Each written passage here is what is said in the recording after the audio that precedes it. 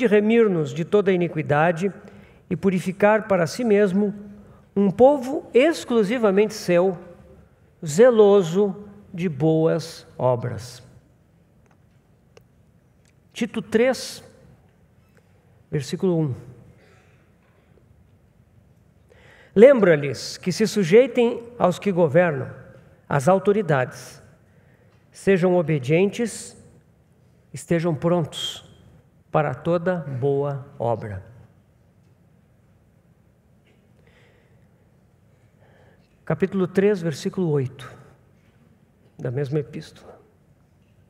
Fiel é esta palavra, e quero que no tocante a estas coisas faças afirmação, confiadamente, para que os que têm crido em Deus sejam solícitos na prática de boas obras. E por fim, Tito 3,14. Agora, quanto aos nossos, que aprendam também a distinguir-se nas boas obras, a favor dos necessitados, para não se tornarem infrutíferos. Vamos ter uma palavra de oração, irmãos. Senhor, estamos todos nós aqui na Tua presença, desejosos de receber a Tua palavra do céu. A nossa oração em conjunto é que agora Tu possas trazer do céu o Teu falar. Nós queremos receber a Tua palavra, Senhor. Queremos Te apresentar corações abertos, bem dispostos para receber a Tua palavra. Mas pedimos a Tua capacitação. Senhor, esse é o 5º dia de conferência. Nós sabemos que estamos cansados. Nós sabemos que estamos aqui numa atividade espiritual, que há tanta oposição e que temos, por Tua graça, sido sustentados na Tua presença. Então, Senhor, fortalece-nos mais uma vez agora. Abre os nossos corações. E, Senhor, fala, que nós possamos Te ouvir e que a Tua palavra se torne a nossa luz para seguirmos adiante e que possamos andar piedosamente no presente século, até a Tua vinda. Encomendamos esses momentos nas Tuas mãos, no nome do nosso Senhor Jesus, ó Pai. Amém. Nós estamos concluindo o nosso estudo sobre a vida piedosa, piedade. Nós já falamos que esse termo, piedade, ele aparece 22 vezes no Novo Testamento. Dessas 22 vezes, 13 vezes, ou seja, mais da metade, estão nessas 3 epístolas que nós temos estudado, 1º, 2º Timóteo e Tito. Então, essa frequência desse termo, nessas 3 epístolas, ela nos mostra uma ênfase do Espírito Santo no ministério de Paulo, na vida de Paulo nos seus últimos anos, antes do seu martírio. De alguma forma, Paulo percebeu, no contexto espiritual, na vida da igreja, logo após sair da prisão em Roma e visitar as igrejas, ele percebeu algo. Ele percebeu sinais de decadência espiritual. E por causa disso que o Espírito Santo, através do nosso irmão, levantou essa questão da piedade. Nós vimos também que a definição de piedade é uma comunhão contínua e responsiva diante do Senhor. É uma comunhão contínua, porque ela não é uma coisa ocasional. Nós, seres humanos, tendemos a ser religiosos e às vezes nós desligamos a comunhão espiritual. Se nós estamos trabalhando, se nós estamos no nosso lazer, se nós estamos estudando, se nós estamos nos locomovendo, dirigindo, enfim, fazendo as nossas tarefas em casa, nós tendemos a desligar. Mas piedade é um aprendizado que nos leva a uma comunhão contínua, ininterrupta com o nosso Deus. Mas e também, além de contínua, piedade quer dizer uma comunhão responsiva. Não é somente um estar diante do Senhor falando com Ele, mas é ouvindo a Ele e respondendo ao que nós ouvimos dEle. Então, a piedade é uma comunhão contínua e responsiva.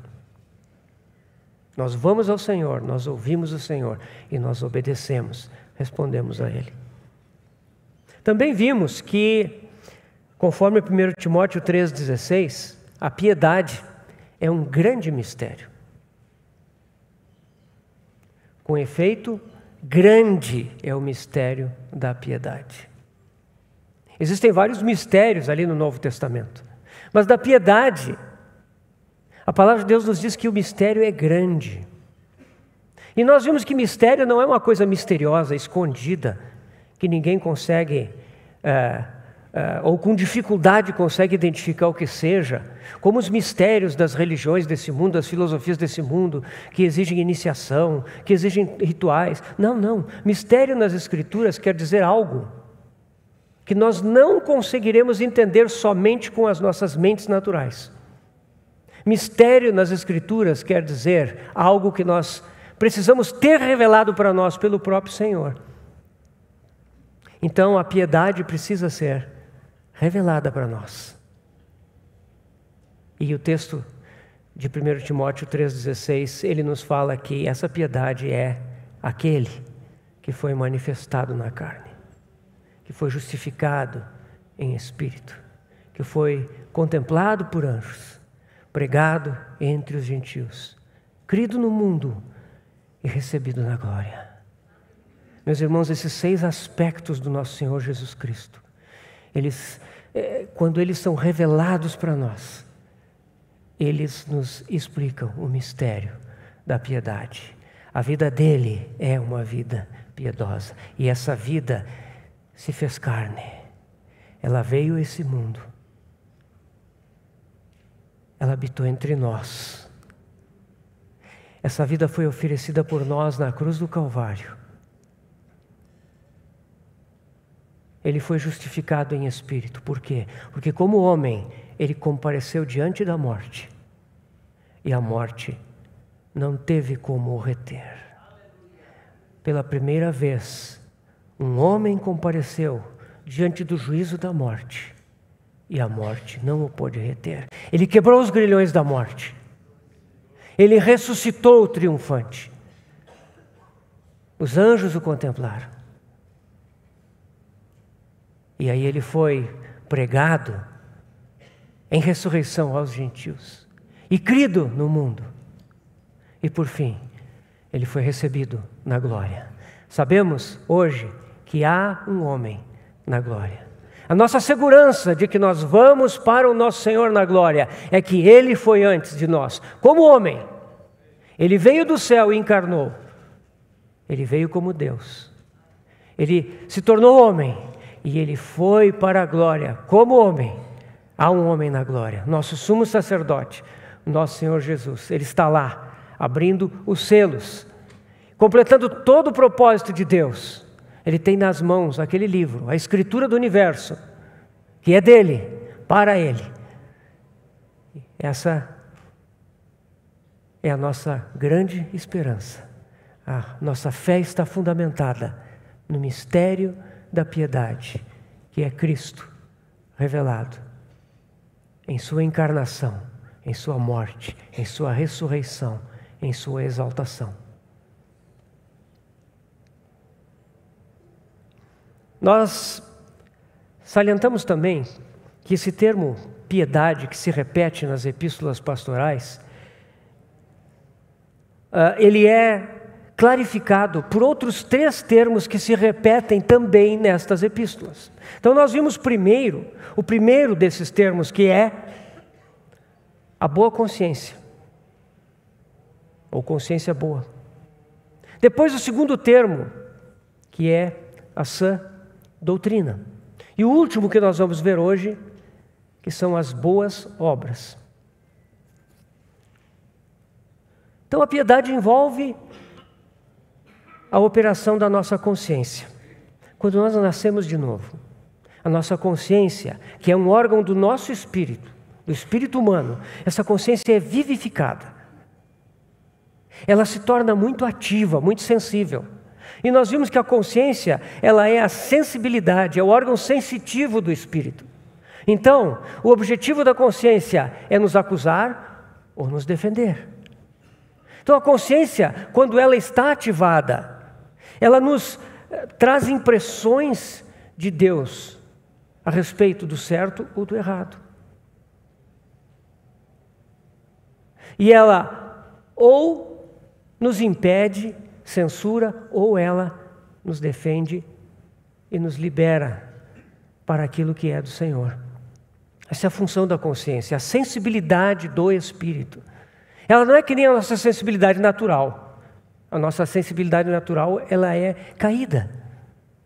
Porque ela está centrada no nosso eu. Centrada nas nossas preferências, nos nossos costumes, em nós mesmos. Então ela é sempre parcial.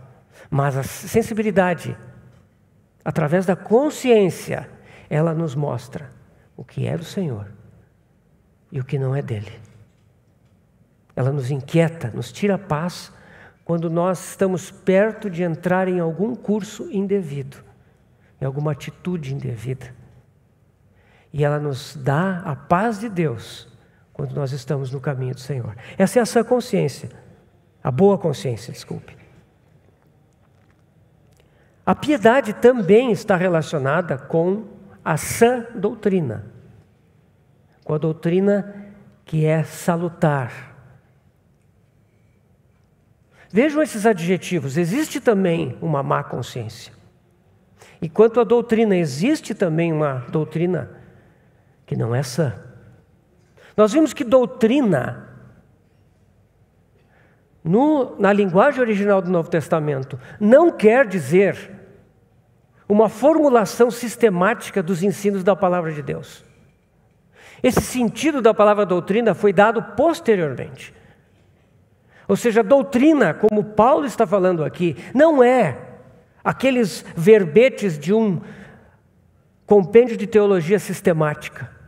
Não. A palavra doutrina quer dizer ensino, quer dizer instrução.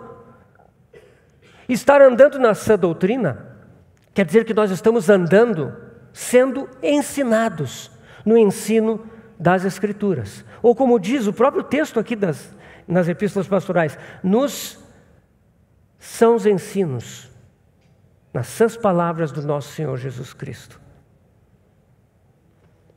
Isso é a doutrina. Segundo Timóteo 3,16 nos fala que toda a Escritura é inspirada por Deus e útil para o ensino, para a repreensão, para a correção e para a educação na justiça, a fim de que o homem de Deus seja perfeito e perfeitamente habilitado para toda boa obra. O processo é esse, irmãos. É ensino, repreensão, correção e educação na justiça. Se estamos sendo ensinados, temos que estar abertos para ser repreendidos. Graças a Deus pelas repreensões. São elas que nos tiram dos caminhos errados. Uma vez repreendidos, podemos ser corrigidos. A correção é aquela instrução que vem para nos colocar de volta no caminho certo. E esse processo de ensinar, repreender, corrigir, é que nos faz andar na educação da justiça. A justiça de Deus, nós começamos a andar em justiça. Isso é santificação. Esse é o caminho da sã doutrina. E essa doutrina está ligado a essa lavagem de água pela palavra de Deus. Está ligado a nós sermos lavados da sujeira que esse mundo nos joga diariamente, insistentemente. E criarmos raízes dia a dia mais profundas na palavra de Deus. Isso cria em nós uma nova cultura. E é aí que o Espírito Santo vai usar a consciência para tomar essa base da palavra de Deus que habita em nós e nos conduzir numa vida de piedade. Hoje, vamos ver o terceiro termo. A boa consciência a sã doutrina, e hoje queremos ver as boas obras. Esse termo boas obras ou boa obra aparece 12 vezes nas epístolas pastorais, nessas 3 cartas. Em todo o resto do Novo Testamento, aparece outras 12 vezes, são 24 vezes em todo o Novo Testamento. Isso quer dizer que metade do uso dessa palavra, boa obra, boas obras, está nas epístolas pastorais. 1º, 2º Timóteo e Tito. 4 menções estão em 1 Timóteo. 2 em 2 Timóteo. 6 menções estão em Tito. Essa carta de Tito, nós lemos agora no início 5 dessas 6 menções, ela é uma carta muito curta, 3 capítulos pequenos.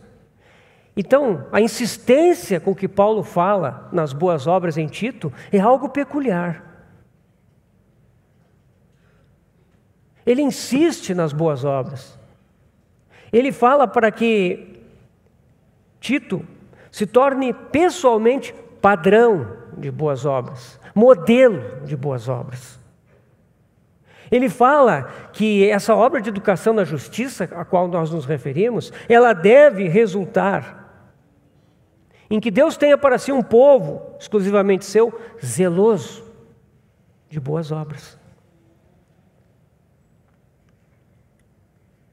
Paulo também recomenda que Tito ensine aos cretenses que estejam prontos para toda boa obra. Isso quer dizer prontidão. Estar em prontidão para boas obras.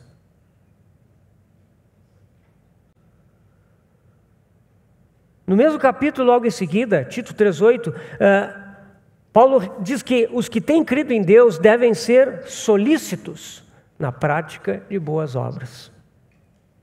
E, no final, capítulo 3, versículo 14, Paulo dá um recado para os seus, para aquela equipe de colaboradores que serviam ao Senhor junto com ele. E ele diz assim: quanto aos nossos, que aprendam também a distinguir-se nas boas obras, a favor dos necessitados, para que não se tornem infrutíferos. Portanto, irmãos, nós vemos aqui como as boas obras são importantes. Em Creta haviam muitos problemas. Muitos problemas. Se você lê essa epístola de Tito, você vê que a situação entre os irmãos lá era uma situação bastante difícil. E parece que uma parte importante na solução desse problema, no encaminhamento desse problema, é essa recomendação, se envolver com boas obras.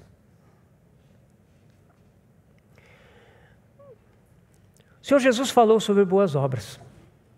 Se nós abrirmos em João, capítulo 10, no versículo 32, Jesus responde aos judeus que queriam apedrejá-lo: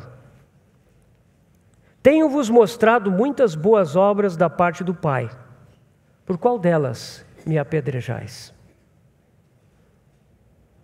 O andar do Senhor Jesus era um andar cheio de boas obras. Em Mateus 5,16, lá no Sermão do Monte, o Senhor também fala de boas obras. Aí ele fala para nós, né? Assim brilhe também a vossa luz diante dos homens, para que vejam as vossas boas obras e glorifiquem a vosso Pai que está nos céus. Então aqui o Senhor diz que a nossa luz, a luz da sua vida em nós, ela deve brilhar diante dos homens, para que vejam as nossas boas obras e assim glorifiquem ao vosso Pai que está nos céus. A luz é a vida do Senhor em nós. E a glória deve ser dirigida ao Pai, nunca a nós mesmos. Mas o Senhor diz aqui: boas obras, através das nossas vidas, que glorifiquem ao Pai. Por que essa ênfase nas boas obras. Porque são as boas obras que tornam a nossa fé evidente. Elas manifestam a nossa fé. Veja o que diz Tiago na sua epístola, no capítulo 2. Tiago 2, de 14 a 18. Meus irmãos, qual é o proveito se alguém disser que tem fé, mas não tiver obras? Pode acaso semelhante fé salvá-lo? Se um irmão ou uma irmã estiverem carecidos de roupa e necessitados do alimento cotidiano, e qualquer dentre vós lhe disser, ide em paz, aquecei-vos, fartai-vos, sem contudo lhes dar o necessário para o corpo, qual é o proveito disso? Assim também a fé, se não tiver obras, por si só está morta. Mas alguém dirá, tu tens fé, eu tenho obras. Mostra-me essa tua fé sem obras, e eu, com as obras, te mostrarei a minha fé. Tiago está desafiando aquele que não anda em boas obras a mostrar a sua fé sem obras. Isso é impossível, porque as obras elas são a manifestação da vida interior. Se há vida interior, vão haver obras.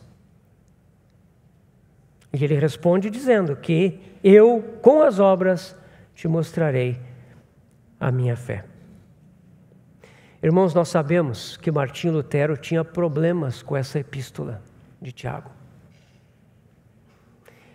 Lutero chamava essa epístola de a epístola de palha. Isso é sério, né, irmãos? Sabemos o que acontece com a palha, né? O apóstolo Paulo nos disse, né? Ela vai queimar no dia em que as nossas obras forem avaliadas diante do Senhor. Ele chamava essa epístola de palha. O problema é que Lutero estava enfatizando, estava focado na questão da salvação eterna. Com relação à salvação eterna, a receber a vida eterna, a receber o perdão dos nossos pecados e não entrar em juízo. Com relação a essas coisas, irmãos, não há dúvida, não há nada que nós possamos fazer para receber isso, senão crer no que já foi feito por nós. Nós recebemos a nossa salvação, nós recebemos a vida eterna pela fé, naquilo que Cristo fez, na sua obra consumada na cruz. Nós não podemos fazer nada para ganhar isso. Graças a Deus por isso, somente pela fé. No entanto, Tiago, na sua epístola, está falando no que vem depois disso. Tiago está falando do que acontece depois que nós recebemos, pela fé, segundo a graça de Deus, essa salvação eterna. Depois que essa vida foi recebida, essa vida deve crescer em nós e deve se manifestar em boas obras. É disso que Tiago está falando. Quando não ocorrem boas obras, quando não existe esse fruto de boas obras, algo muito sério está errado. Tiago chega a dizer que a fé sem obras, ela está morta. A ênfase na salvação exclusivamente pela graça, segundo a fé, foi um dos grandes temas da Reforma. Meus irmãos, foi muito necessário, porque naquele momento a igreja estava no cativeiro babilônico. Naquele momento, a igreja de Roma, ela pregava a salvação por obras, a salvação pela penitência, pelo infligir sofrimento a si próprio, por méritos que nós, por nossas obras e atos, poderíamos alcançar. Inclusive, a igreja de Roma oferecia a salvação por meio de dinheiro. Você podia comprar uma indulgência, você podia inclusive comprar licença para pecar. Você já pensou nisso? Quanta corrupção! E naquele momento, Martinho Lutero se levantou para proclamar a justificação pela fé, pela graça de Deus somente.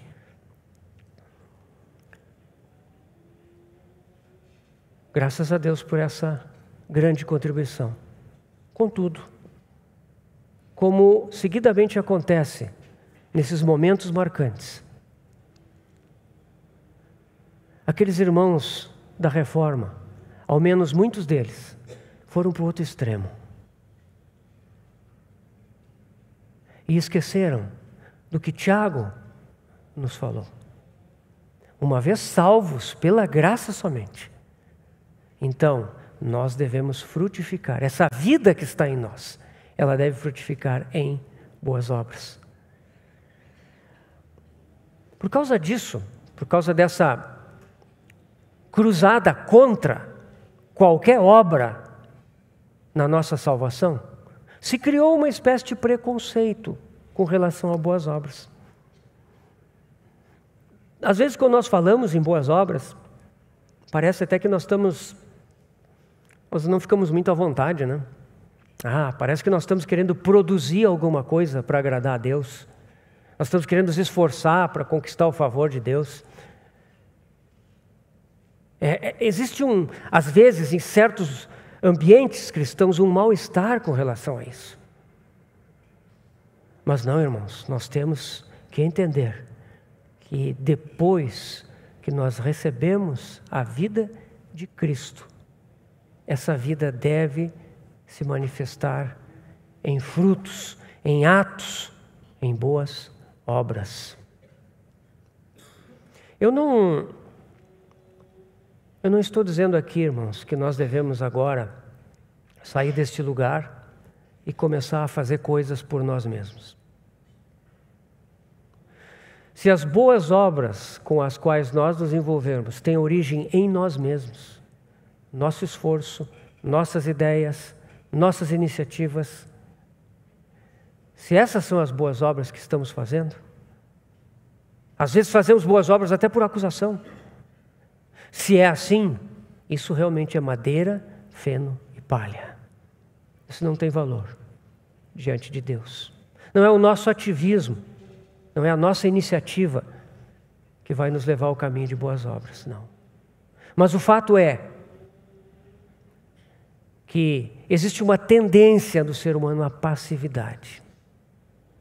Recebemos tudo pela graça e agora nós nos sentamos para viver pela graça, sim, mas despreocupados com a expressão da vida que está em nós, que deve ser uma vida zelosa de boas obras, uma vida de prontidão para ouvir o Senhor e fazer as boas obras.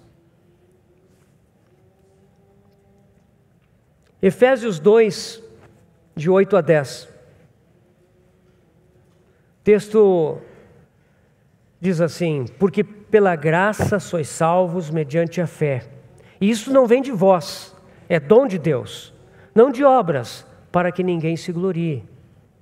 Pois somos feitura dele, criados em Cristo Jesus para boas obras, as quais Deus de antemão preparou para que andássemos nelas. Se percebe aqui, irmão? Nós fomos feitura do Senhor. Nós somos, quando nascemos de novo, quando somos regenerados, nós fomos reconstruídos manualmente. Essa feitura aqui quer dizer artefato. É uma obra de arte feita pelas mãos do Senhor. Ele nos fez assim, somos feitura dele, criados em Cristo Jesus. Para quê? Para boas obras. Quais? Aquelas que Deus de antemão preparou para que andássemos nelas. Então, irmãos, aqui a palavra de Deus nos revela que quando nós recebemos a vida de Cristo pelo Espírito Santo, quando nós nascemos de novo pela graça de Deus, Então, essa vida que está em nós, ela não é uma coisa estática, ela tem junto um caminho diante dela. E esse caminho é um caminho de boas obras. A vida cristã normal é um caminho de boas obras. Se nós andarmos com Deus, nós falamos de Enoque na primeira mensagem, Enoque andou com Deus. Se nós andarmos com Deus, nós vamos perceber claramente esse caminho. Ele vai se descortinar diante de nós. É um caminho de muitas boas obras pequenas, boas obras grandes, não importa. Todo dia tem boas obras. As boas obras podem ser coisas muito pequenas. Podem ser visitar um enfermo, ajudar um irmão em necessidade, consolar alguém que está entristecido, acompanhar alguém numa coisa desagradável, trazer uma palavra de edificação e encorajamento, trazer às vezes uma palavra de correção. Isso exige coragem, exige amor. Às vezes uma boa obra é simplesmente um sorriso, um gesto de amor. Às vezes pode ser algo maior, um empreendimento de maior escala. Mas o fato é que nós andamos, a vida cristã normal é um caminhar de boas obras, é um caminhar de estar em prontidão diante do Senhor, tentando perceber aonde Ele está nos conduzindo nas boas obras que Ele mesmo preparou de antemão, para nós andarmos nelas. Esse é o andar cristão.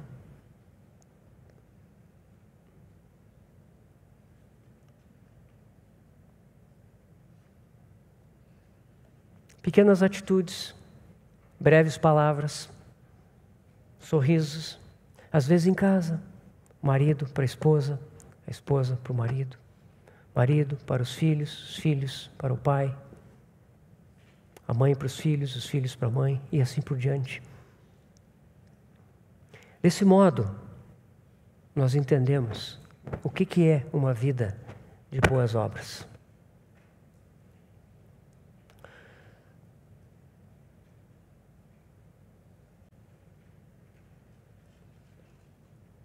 Apocalipse 19,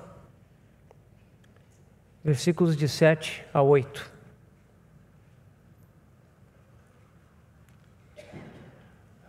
Alegremo-nos, exultemos e demos-lhe a glória, porque são chegadas as bodas do Cordeiro, cuja esposa a si mesma já se ataviou. Pois lhe foi dado vestir-se de linho finíssimo, resplandecente e puro. Porque o linho finíssimo são os atos de justiça dos santos. Nesse trecho das Escrituras, nesses 2 versículos aqui, nós percebemos que as boas obras têm um sentido mais amplo. Aqui elas são descritas como os atos de justiça dos santos. Quando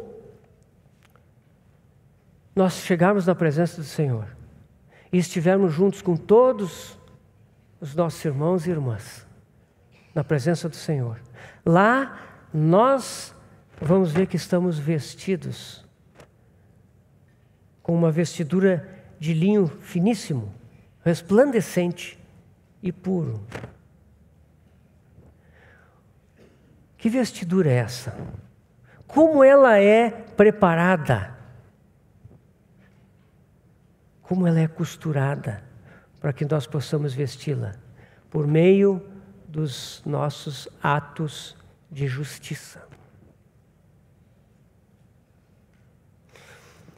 Em 2 Timóteo 3,16 nós vimos a respeito da palavra de Deus, que ela nos instrui, nos repreende, nos corrige e nos educa na justiça.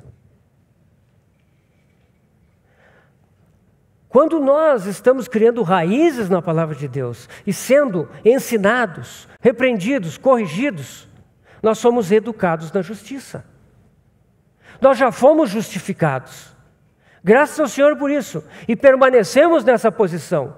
E dia a dia, meus irmãos, nós reforçamos, reiteramos diante do Senhor a nossa gratidão e louvor a Ele, porque somos justificados por causa do seu precioso sangue derramado na cruz por nós. Mas nós sabemos que o propósito de Deus é que sejamos não somente justificados, mas sejamos feitos justos, andemos em justiça.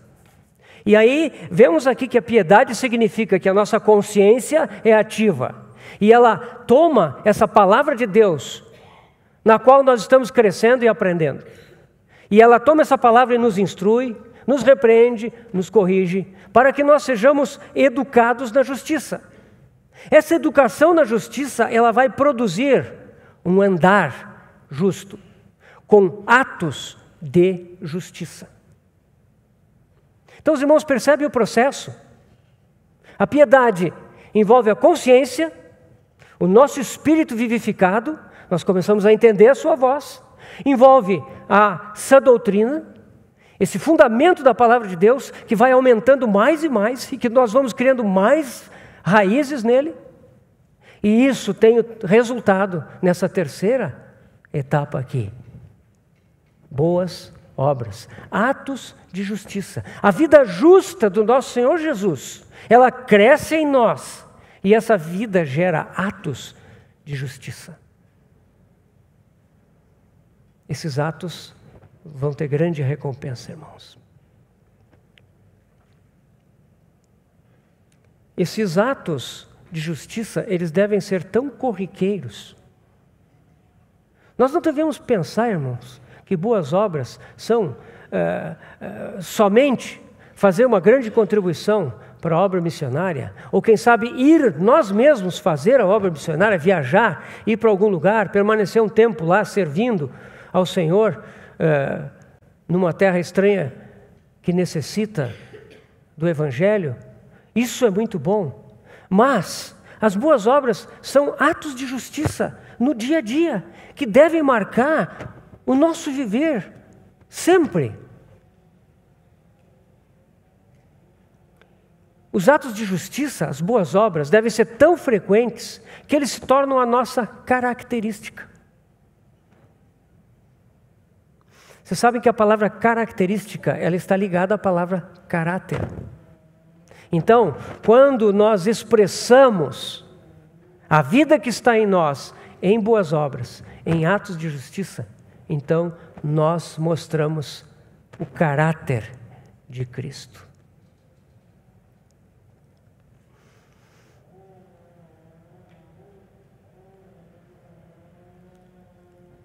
Isso tudo nos mostra que a vida piedosa é algo muito natural.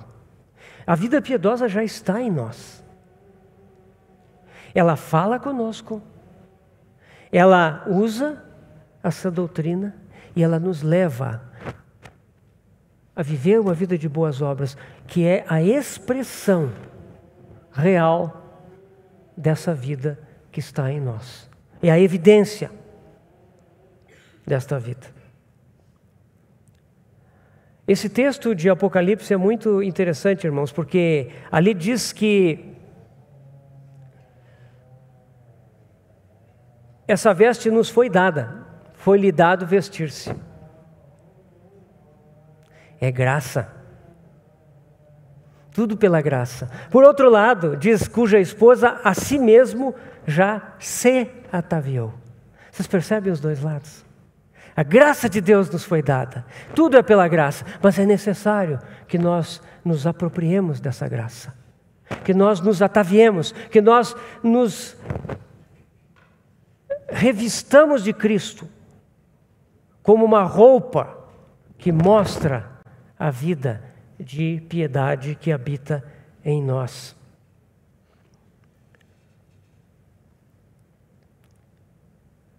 Efésios 4, 22, 24. No sentido de que, quanto ao trato passado, vos despojeis do velho homem, que se corrompe segundo as concupiscências do engano, e vos renoveis no espírito do vosso entendimento, e vos revistais do novo homem, criado segundo Deus, em justiça e retidão, procedentes da verdade. Então, aqui nós vemos algo que deve ser frequente nas nossas vidas. Por natureza, nós temos uma vestimenta que é uma vestimenta natural. É a vestimenta do velho Adão, da vida natural.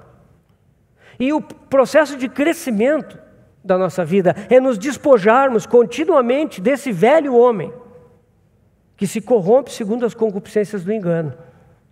E nos renovarmos no espírito do nosso entendimento, mente renovada, e aí nos revestirmos do novo homem. Esse é um processo constante. Deve acontecer continuamente. Desvestir-se, revestir-se.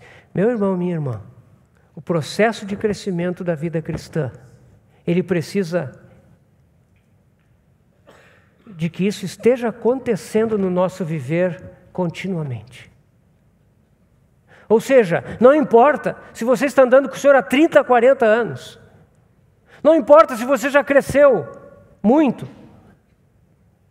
O que importa é que o Senhor vai sempre nos conduzir nesse processo. Ele sempre vai revelar aonde estão as obras do velho homem. O dia em que nós acharmos que o nosso velho homem já foi removido, meus irmãos, esse é o dia em que nós estamos perdidos.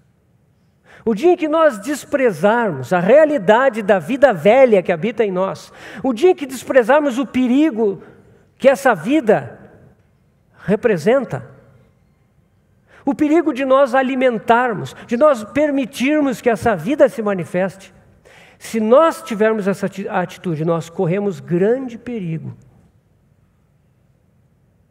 na nossa vida cristã. Grande perigo de sermos enganados, de tropeçarmos feio, de causarmos escândalo no meio do povo de Deus.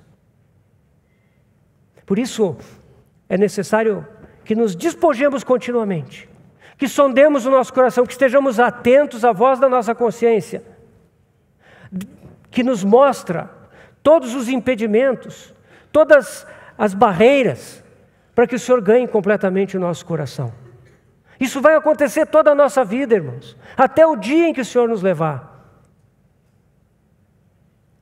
E à medida que nós nos despojamos disso, à medida em que nós passamos a não defender mais o nosso eu, a não justificar mais o nosso eu. Eu fiz isso porque ela fez aquilo. Meus irmãos, eu fiz isso porque aquela circunstância me obrigou a fazer alguma coisa. Não defenda o seu eu. Não defenda o seu velho homem. No momento que a consciência acusá-lo, imediatamente confesse o seu pecado. Dobre o seu joelho e se arrependa diante do Senhor. E dessa forma dê testemunho de que você não tem nada a ver com esse velho homem. Coloque esse velho homem continuamente debaixo da sentença de morte do nosso Senhor Jesus. Em Romanos 8, Paulo diz: se mortificardes pelo Espírito os feitos do corpo, certamente vivereis. Coloque o seu velho homem debaixo da sentença de morte do nosso Senhor. Essa morte inclusiva do Senhor Jesus nos foi dada. O Senhor nos deu a sua vida, mas Ele também nos deu a sua morte. Não somente para o perdão dos nossos pecados, graças a Deus por isso, mas Ele nos deu a sua morte como uma morte real e inclusiva, da qual nós podemos participar dia a dia, a cada momento, entregando lá os feitos do nosso velho homem. Não defendamos, não justifiquemos o nosso velho homem. Quando fazemos isso, nós nos desvestimos do velho homem, nos despojamos dele, nos despimos dele, como diz Colossenses, e em seguida nos revestimos de Cristo. Esse processo é o processo de crescimento da vida cristã e deve ocorrer continuamente. Se nós estamos nos desvestindo de nós mesmos e nos revestindo de Cristo, isso significa que vão acontecer boas obras.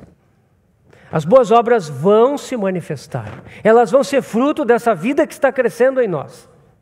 A vida não consegue ficar escondida.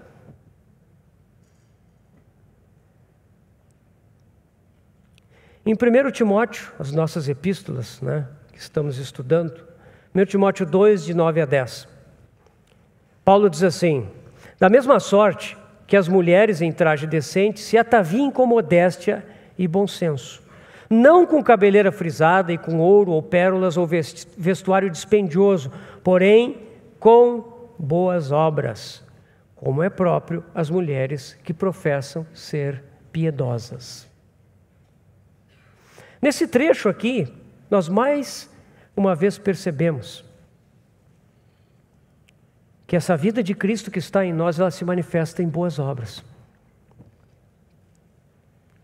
Quando as boas obras se tornam a nossa característica, quando as boas obras são contínuas, pequenas, grandes, sejam quais forem, quando essas boas obras frutificam na nossa vida e se tornam a nossa característica, elas são como uma roupa que nós vestimos.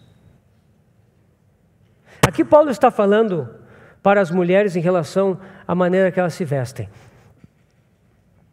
E o que Paulo está dizendo? Ele está dizendo que o foco do vestuário não deve ser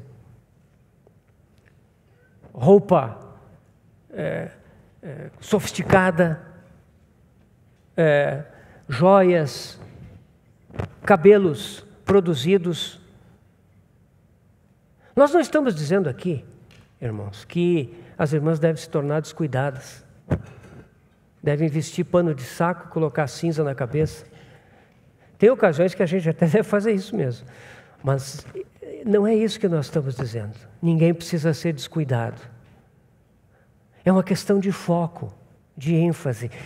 Paulo está dizendo aqui que a nossa veste, a veste das irmãs, mas isso se aplica para os irmãos também. A veste das irmãs, ela deve ser boas obras. Um viver de boas obras. A piedade é assim.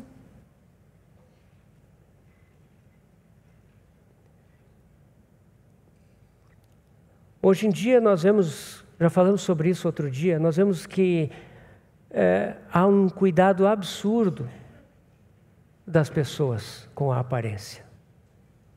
As pessoas estão muito preocupadas, isso é uma cultura deste mundo, as pessoas estão muito preocupadas em como elas aparecem para os outros.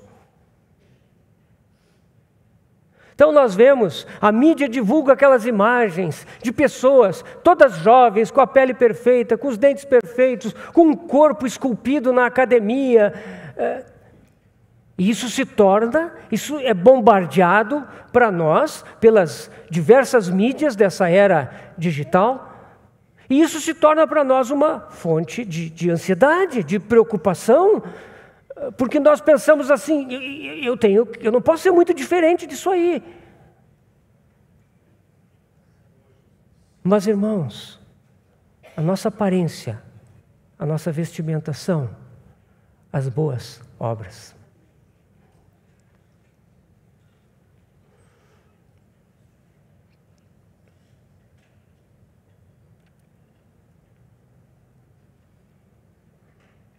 Tito, capítulo 1, versículo 15 a 16.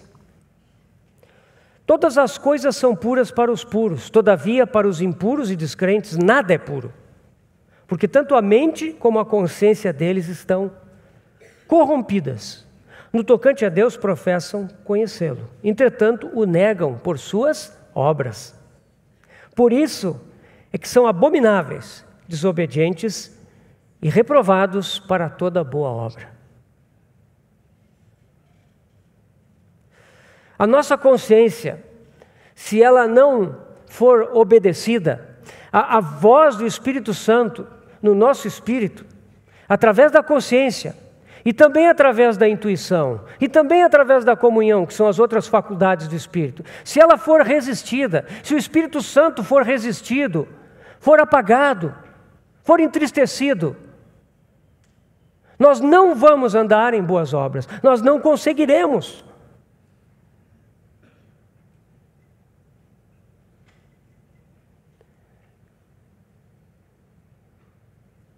No entanto, existe um outro inimigo, um grande inimigo no nosso tempo para o caminho das boas obras. É essa cultura que nós temos falado, a cultura da era eletrônica, da era digital.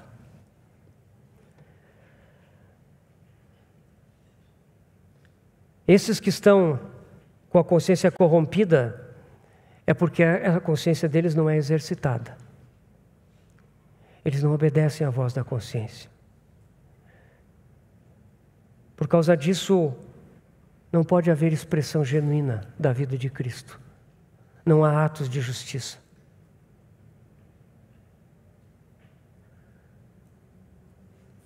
Tem até aparência de piedade, como diz aqui, mas não tem o poder da piedade.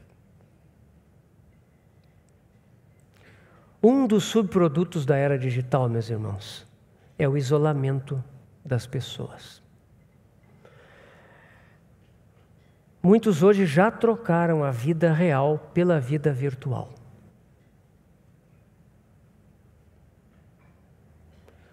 Muitas pessoas hoje em dia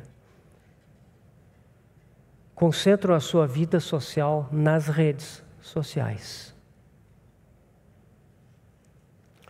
São pessoas que ficam satisfeitas em visitar os outros através dos perfis de Facebook, de Instagram, enfim. Elas ficam sabendo o que os outros estão fazendo, elas dão like, elas mandam uma mensagem, e ao mesmo tempo elas se apresentam ali e recebem, aqueles likes ali, às vezes uma pequena mensagem. A era digital, ela tem nos colocado num novo âmbito de vida social, que é virtual.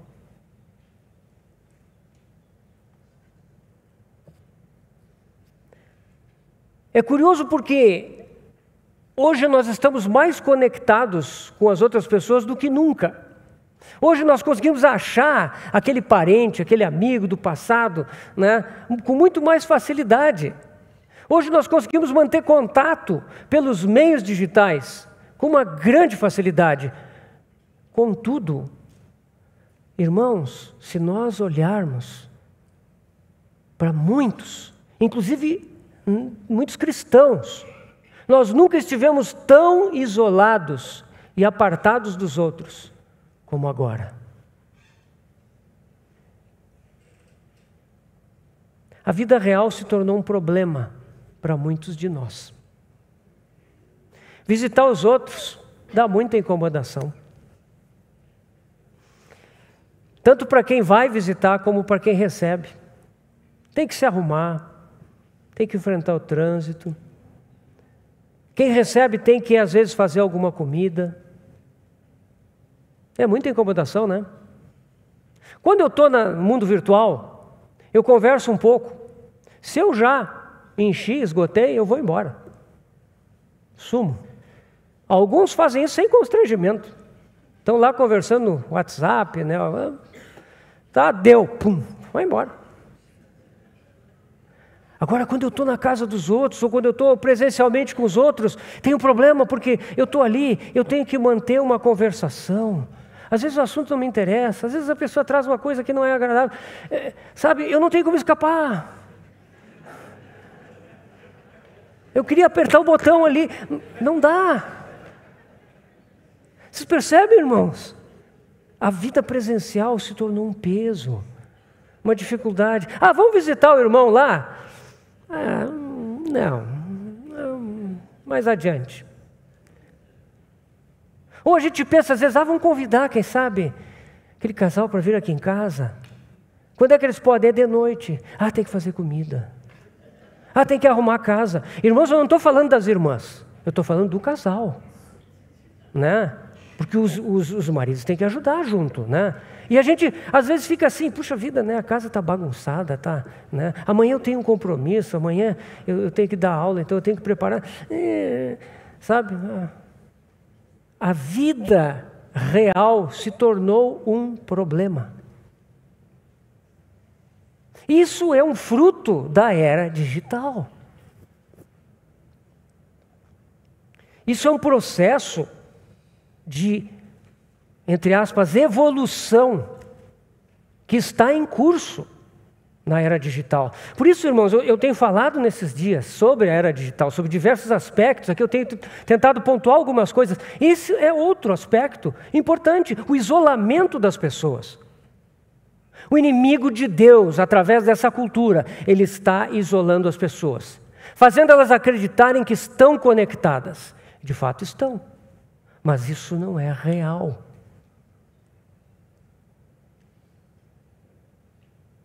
Muito apropriadamente é virtual.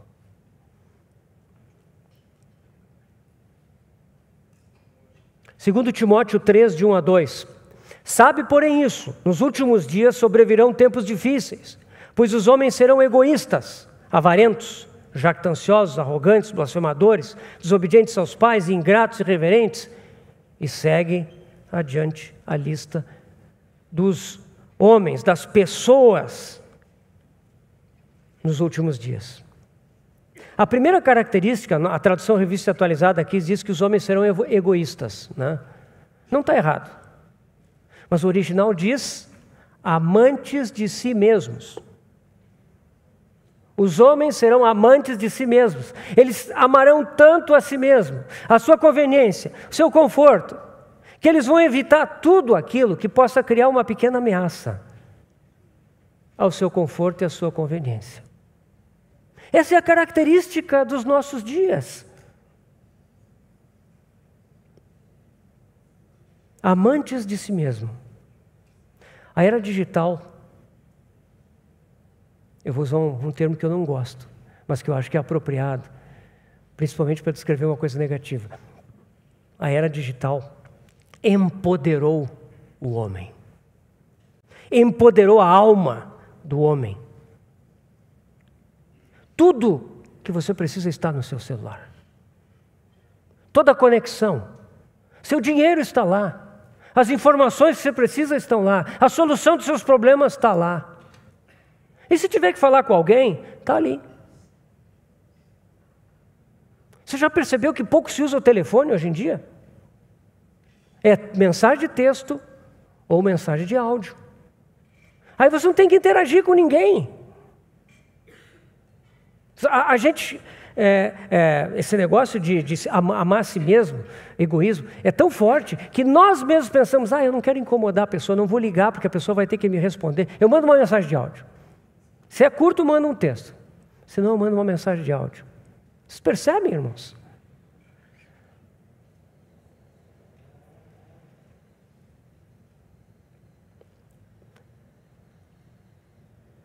A grande ameaça sobre nós hoje em dia, nessa era virtual, é ficarmos sem bateria.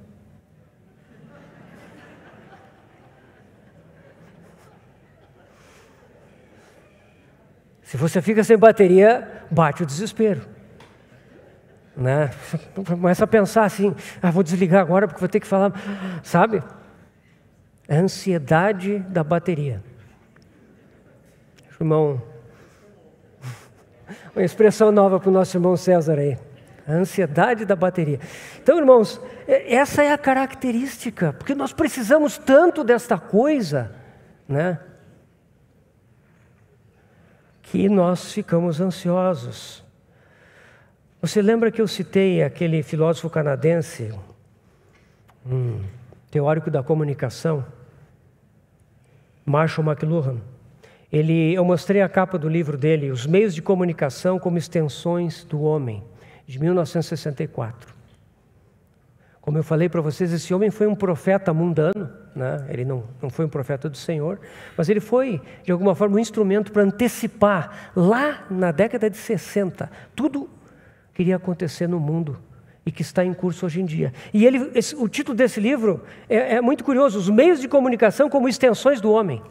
Então, a alma humana, ela encontra em todas as utilidades, aplicações do celular, extensões. A nossa mente, ela pode viajar, os nossos sentimentos se envolvem com o que tem ali, com o entretenimento, com contatos. A nossa vontade pode ser satisfeita com tudo que aquilo nos oferece. Extensões do homem. Você pensa no homem pecador, na alma independente, e você vê que o que é expandido com isso é a nossa capacidade de pecar e nos rebelar contra Deus. Você lembra do que aconteceu na Torre de Babel? Olha aí, ó, viu? Ó. Isso aí é a era digital me dizendo assim: para por aí. Você lembra da Torre de Babel, né? O que aconteceu com a Torre de Babel? Os homens se juntaram, né? Se juntaram num lugar e construíram uma cidade. E começaram a construir uma torre para perpetuar o nome deles sobre a terra. Deus mandou que o homem crescesse, multiplicasse e enchesse a terra. E agora o homem rebelde resolve se juntar em independência e rebelião contra Deus em Babel. Ali nós vemos o primeiro intento de globalização, como o grande acampamento mundial para os homens se reunirem na sua rebelião contra Deus e a sua vontade. Como foi que Deus terminou com aquilo? Deus confundiu a linguagem deles. Deus confundiu a linguagem deles. Nós sabemos o processo,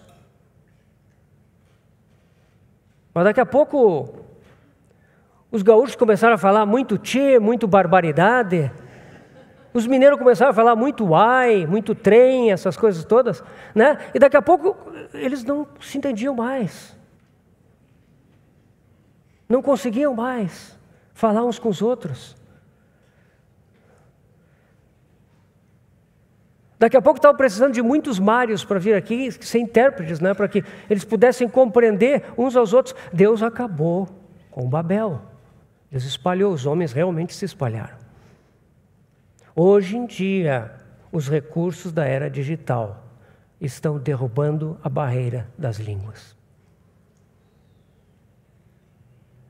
E breve nós teremos, de alguma forma, essa capacidade de, sem intérprete algum, nos comunicarmos uns com os outros. Porque o propósito do inimigo, desde Babel, é esse: unir os homens em rebelião contra Deus, contra o propósito eterno de Deus em Cristo Jesus. Isso é o que está acontecendo nos nossos dias, irmãos.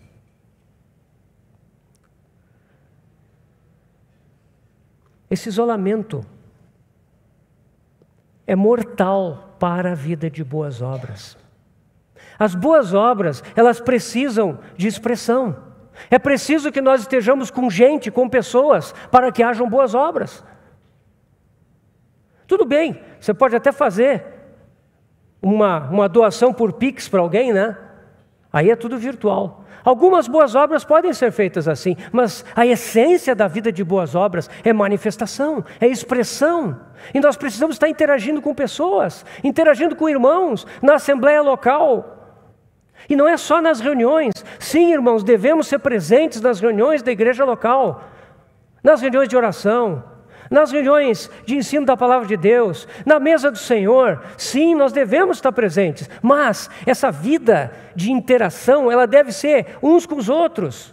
Lembrem lá de Atos, eles partiam o pão de casa em casa, tomavam suas refeições com singeleza de coração, eles dividiam as suas posses uns com os outros. Isso não era nada forçado, isso era natural. A vida de Cristo neles levava eles à comunhão, à interação. E aí haviam boas obras. Haviam atos de justiça que se multiplicavam entre eles por causa dessa interface. Sabemos que nem sempre é fácil ter comunhão. Às vezes tem aquele irmão que a gente diz, não posso chegar perto daquele irmão. Aquela irmã. Meus irmãos, é assim que nós aprendemos, é assim que nós recebemos graça. Às vezes nós não recebemos graça de Deus porque nós não nos colocamos numa posição dependente para receber graça. Nós evitamos as circunstâncias difíceis e aí nós não recebemos graça para aquelas situações. Fugimos. Então a comunhão, ela é muito preciosa. É muito importante que haja essa vida interativa, pessoa com pessoa. Nós devemos, inclusive, irmãos, ser atentos para interagir com os incrédulos, com aqueles que não creem. Quando nós percebemos, de alguma forma, que algum colega de trabalho, algum vizinho, algum amigo que não é crente, mostra algum tipo de abertura para alguma coisa do Senhor, por que não convidá-lo para a nossa casa? Meus irmãos, como é que os incrédulos vão ver como nós vivemos, se eles não estiverem conosco? Como o marido trata a sua esposa, como a esposa se relaciona com o marido, como os dois se relacionam com seus filhos, como a família trata os mais velhos, os idosos. Meus irmãos, é nisso que há testemunho, é nisso que as boas obras se tornam manifestas. Então é preciso interação pessoal. Não deixe de visitar seus irmãos e irmãs. Esteja com eles. Não escolha os seus preferidos só de acordo com o seu gosto pessoal. Se você tem amigos, se você gosta deles, claro, esteja com eles também. Mas pense nos outros. Pense nos que não creem. Essa cultura de isolamento da era digital, ela precisa ser identificada. E nós precisamos reagir a ela. Isso é muito importante, irmãos, para podermos viver uma vida de boas obras. A vida cristã não pode ser apenas virtual. Ela nem pode ser uma vida apenas de reuniões. Ela precisa ser uma vida de interação pessoal, uns com os outros. Meus irmãos, eu creio que uma das grandes bênçãos de estarmos aqui, eu creio que ninguém diria o contrário, uma das grandes bênçãos de estarmos aqui é estarmos convivendo uns com os outros, estarmos almoçando, jantando uns com os outros, tomando café da manhã no hotel, junto com outros irmãos, encontrando nas ruas as pessoas. Às vezes parece que Poços de Caldas virou o céu, porque a gente anda por aí, os santos estão ali, estão aqui, né? Parece que nós estamos andando nas ruas de ouro de Jerusalém, né? Então, da Nova Jerusalém, a gente encontra os irmãos, que maravilha! Irmãos, tomemos isso como referência, para que lá onde nós vivemos, na Assembleia Local, nós vivamos essa vida piedosa, essa vida de boas obras, essa vida de atos de justiça, que só acontecem quando nós estamos juntos, uns com os outros. Não se contente em visitar o perfil do Instagram e dar um likezinho. Não. Se você vive em Porto Alegre e seu irmão está em Manaus, tudo bem. Mas se está ali na sua cidade, vai estar com o seu irmão. Isso é a vida piedosa. Isso é exercitar a vida piedosa. Isso são boas obras. Tito 2, 9 e 10. Quanto aos servos, que sejam em tudo obedientes aos seus senhores, dando-lhes motivo de satisfação. Não sejam respondões. Não furtem, pelo contrário, deem prova de toda fidelidade, a fim de ornarem em todas as coisas a doutrina de Deus, nosso Salvador. Essas 3 epístolas que nós estamos olhando, elas são cheias de conselhos pessoais. São cheias de recomendações para as pessoas. Como elas devem ser. Quais devem ser as características daqueles que creem? Aqui nós vemos os servos. Eu já disse para vocês, como devem viver os irmãos, os varões. Você toma ali as recomendações para os presbíteros. Não caia no erro de pensar que aquilo ali são recomendações só para presbíteros. Não, aquilo que está ali são recomendações para todos os varões. Todos eles devem ter como objetivo ser daquela forma, viver com aquelas qualidades morais que estão ali. Aquelas qualidades morais, aquelas muitas qualidades morais que estão em Timóteo e Tito, 1 Timóteo e Tito, elas devem ser a expressão da vida de Cristo em nós. A mesma coisa, os muitos conselhos para as irmãs que tem dessas epístolas, os muitos conselhos para irmãs de mais idade, os muitos conselhos para as viúvas, para os homens idosos, os muitos conselhos para os servos. Aqui tem conselho para o servo, né? Em tudo obedientes aos seus senhores, dando-lhes motivo de satisfação, não sejam respondões, não furtem, pelo contrário, deem toda a prova de fidelidade. Isso é para os servos, é uma relação de trabalho. Tem uma parte de 1 Timóteo, lá no final do capítulo 6, que fala dos ricos. Se você é rico, não necessariamente você tem que se livrar de toda a sua riqueza para ser um santo, não. Mas Paulo diz ali, 1 Timóteo 6, o que deve caracterizar a vida dos ricos. Nós não vamos ver isso agora. Mas aqui, quando fala dos servos, diz que eles devem ter um procedimento santo, exemplar, cujo objetivo é ornar. Essa palavra é muito interessante. Ornar. Ornar pode ser derivado em ornamento. Que interessante isso, né, irmãos? O nosso procedimento, ele é o ornamento que mostra que nós andamos em todas as coisas segundo a doutrina de Deus, nosso Salvador. Quando vem a visita em casa, né, a gente limpa, organiza, põe ali o vaso, coloca talvez umas flores novas, né, arruma o quadro na parede que estava meio torto, né? O que é isso? É um ambiente ordenado. É algo natural do ser humano que isso aconteça, que nós tenhamos desejo por essas coisas. Ornar é do grego cosmeo. Cosmeo vem de cosmos. Cosmos é uma ordem, é uma coisa ordenada, organizada. E cosmeo nos lembra também de cosmético. As irmãs sabem bem disso, né? O cosmético, para que se usa o cosmético? Para esconder manchas, rugas, né? Para deixar tudo mais uniforme, bonito, né? Às vezes tem gente que exagera, né? A gente olha de longe e vê assim aquela cara artificial, né?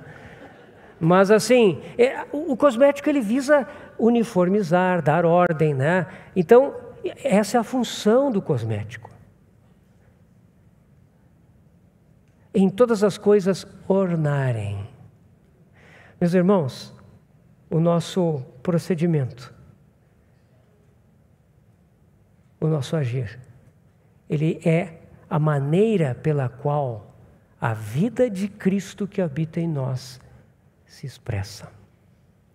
Se aqueles ornamentos não estiverem ali, a vida de Cristo está ainda em nós, ela está lá, nós a recebemos, ela é nossa, nós ganhamos a vida eterna, isso é eternamente nosso, ninguém vai nos tirar, nós nascemos de novo dele, essa vida é eterna, graças a Deus por isso, mas se não houverem os ornamentos, essa vida não é visível, essa vida é invisível, ela não se manifesta. Por isso é que nós, em todas as coisas, devemos ornar a doutrina de Deus, nosso Salvador. O que é esse ornamento? São as marcas do nosso caráter.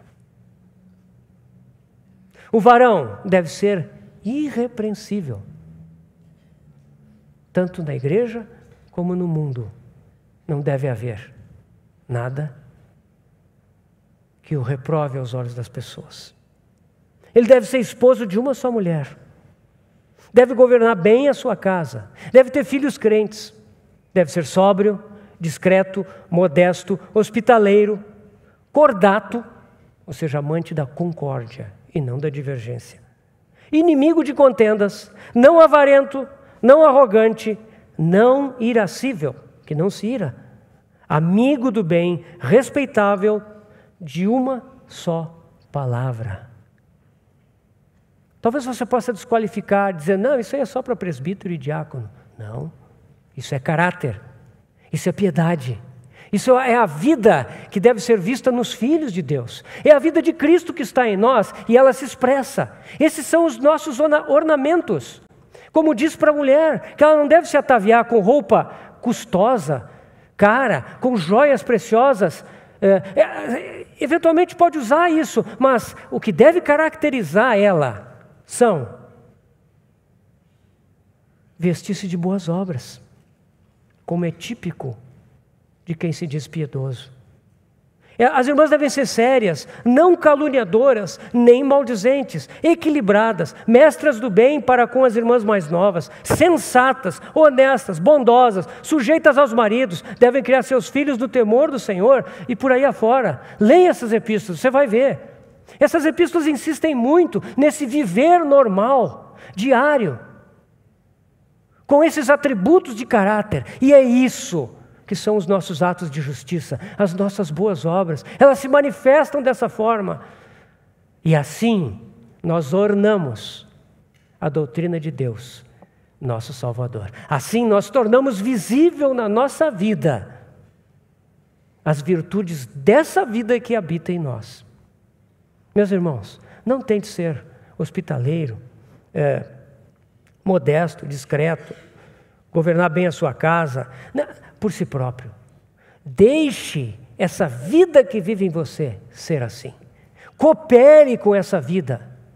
Deixe que a espada de dois gumes corte e separe o que é seu e o que é do Senhor. Deixe que a obra da cruz leve à morte aquilo que é do velho homem. Coopere com isso. Não defendendo o seu velho homem, não justificando os atos do seu velho homem, mas afirmando a condenação dele na cruz de Cristo. Assim nós ornamos a doutrina de Deus. É assim que o caráter de Cristo cresce em nós. Meus irmãos, muitas vezes nós ficamos com dificuldade de pensar, bom, como é que Cristo vive em mim? Como é que eu posso viver a imagem e semelhança de Cristo? Nestas coisas. Isso é caráter. É a vida dele que se manifesta com essas qualidades. Nos irmãos, nas irmãs, nos pais, nos filhos, nos velhos, nos novos, em todos. E desse modo, por meio da operação da consciência no nosso espírito, por meio do enraizar-se na palavra de Deus e por meio de uma vida de expressão, de boas obras, interagindo com nossos irmãos e irmãs e com o mundo ao nosso redor. É assim que nós vivemos uma vida de piedade.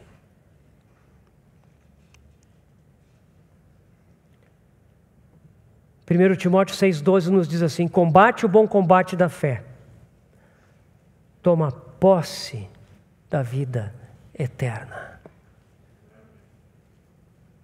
Nós sabemos, Timóteo já tinha a vida eterna há muito tempo. Mas Paulo diz para ele, toma posse. Irmãos, que nós tomemos posse daquilo que já está em nós. Aquilo que nós já recebemos, tomemos posse. Vamos cada vez mais explorar os recursos dessa maravilhosa vida eterna que habita em nós. A vida de Cristo. Não poupemos o nosso velho homem, mas cooperemos para que ele seja posto de lado, de modo que essa vida venha e se manifeste e glorifique ao nosso Deus. Eu creio que este é o caminho para nós vivermos neste presente século, neste mundo mau, nesses dias difíceis dos quais Paulo fala aqui nessas cartas. Que o Senhor possa nos ajudar, que Ele possa colocar esse desejo no nosso coração, de viver uma vida piedosa, de viver obedecendo a voz da consciência, de cooperar cada dia, crescendo nas nossas raízes em Sua palavra escrita e cooperando para que essa vida saia de nós, não fique lá dentro, se expresse, atinja outros, edifique os santos, receba dos santos, influencie aqueles que ainda não creem. Que o Senhor seja conosco. Vamos orar. Senhor amado, nós te louvamos, porque Tu vieste viver em nós essa vida piedosa. Senhor, nós queremos te pedir que Tu nos ensines a cooperar com o Teu Espírito Santo. Que Tu nos ensines, Senhor, a cada dia ouvirmos a Tua doce e suave voz, sermos obedientes, não sermos daqueles que resistem ao Teu Espírito, ou que entristecem o Teu Espírito, ou mesmo apaguem o Teu Espírito. Não, Senhor, queremos crescer em entender que há uma conexão espiritual muito mais importante a cultivar do que as redes sociais, do que essas coisas que nos bombardeiam dia a dia. Então, Senhor, nos ajuda a nos achegarmos a Ti, cada dia mais, a cultivarmos uma vida com a Tua palavra, Senhor, para que ela habite ricamente em nós. E, Senhor, que possamos viver uma vida frutífera, caminhando nas Tuas boas obras, aquelas que Tu de antemão preparou para que andássemos nelas. Senhor, conduz-nos dessa forma, nós te pedimos e desde já te agradecemos. No nome do nosso Senhor Jesus, ó Pai. Amém. Amém, irmãos.